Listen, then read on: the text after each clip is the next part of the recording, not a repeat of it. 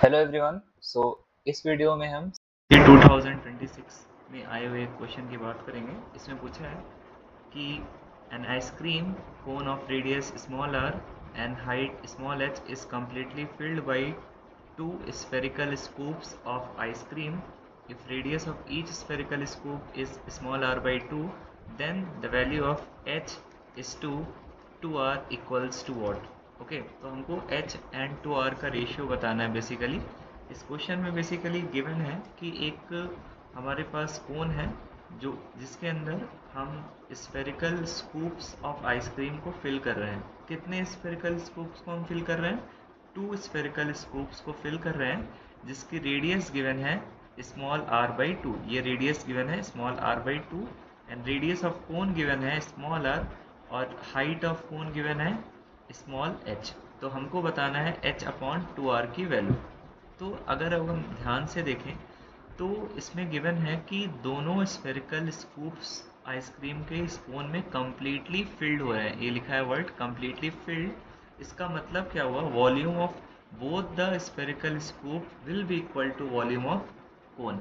तो यहाँ पे पहली कंडीशन ये लिखेंगे हम कि volume of cone equal to volume of spherical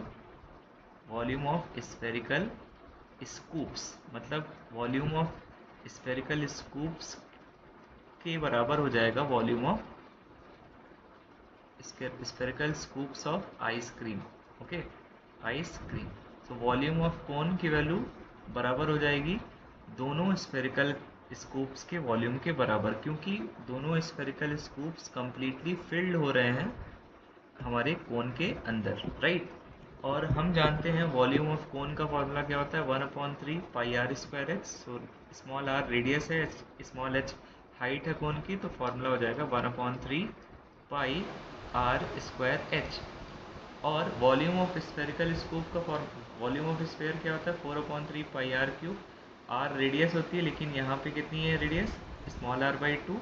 सो ये हो जाएगा 2, क्योंकि 2 स्फेरिकल स्कूप्स हैं और एक स्फेयर का वॉल्यूम क्या होता है? 4/3 pi small are by 2 whole cube, right. तो ये हो गया, क्योंकि 4/3 pi R cube is the formula for calculating volume of sphere, right. So यहाँ से अगर ध्यान से देखें तो 3 कैंसिल हो गया, पाई कैंसिल हो गया, और ये हो जाएगा small r square h equal 2 into 4 क्या होगा? 8 and r by 2 whole cube क्या हो जाएगा? आर क्यूब डिवाइडेड बाई 8 से 8 कैंसल्ड आउट, राइट। अब ये आर स्क्वायर को हम दूसरी तरफ भेजते हैं तो ये हो जाएगा h equal to R cube divided by are square. So यहाँ से h की वैल्यू आती है r। क्यों? क्योंकि एक हमारा एक्सपोनेंट का लॉ है कि a raised power m divided by a raised power n की वैल्यू होती है a raised power m minus n। So r raised power 3 by are square is what? r raised power 3 minus 2 which is 1। So h की वैल्यू आ गई r। लेकिन हमको ये नहीं चाहिए, हमसे पूछा है h इज टू 2r। तो हमको 2r किसी तरीके से बनाना पड़ेगा। कैसे बनाएंगे? 2 से मल्टीप्लाई और डिवाइड करके। देखो 2 से मल्टीप्लाई किया, 2 से डिवाइड, बिकॉज 2/2 क्या होता है? 2/2 1 होता है। तो ऐसे लिखने में कोई गलत बात नहीं है, लेकिन ऐसे लिखने से हमारा काम बन जाएगा क्योंकि ये चेंज हो जाएगा उसमें, क्योंकि हमको 2r की वैल्यू निकालनी है ना, h अपॉन 2r की वैल्यू। सो उसके लिए हमको 2r पहले बनाना पड़ेगा। अब ये 2r को हम दूसरी तरफ ले जाएंगे तो ये हो जाएगा h upon 2r equal to 1/2। अब हमसे पूछा था रेशियो किसका? h is to 2r। तो h इज टू 2r की वैल्यू कितनी हो जाएगी? ये हो जाएगी 1:2। So which option is correct? Option B is correct. So B is the correct option for given question, right. अब इसको एक बार फिर से रिकैप करते हैं। क्या पूछा गया था? इसमें पूछा गया था कि an ice cream cone of radius small r and height small h is completely filled by 2 spherical scoops of ice cream. If radius of each spherical scoop is small r by 2, then h is to 2r equal to what?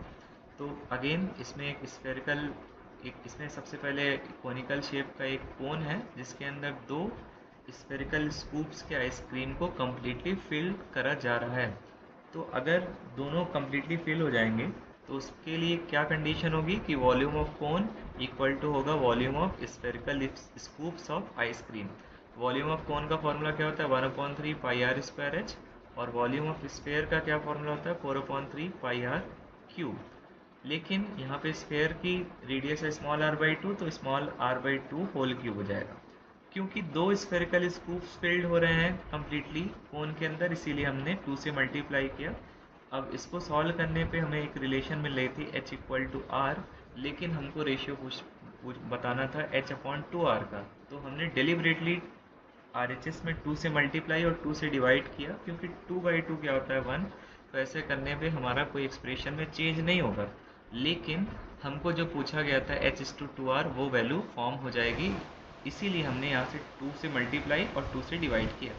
सो फिर h/2r की value हमको 1/2 मिल रही थी, तो h/2r की value क्या हो जाएगी 1:2, which is given in option B. I hope you have understood the concept of it. Keep learning, keep exploring, and to get more videos, please subscribe to our channel. Thank you.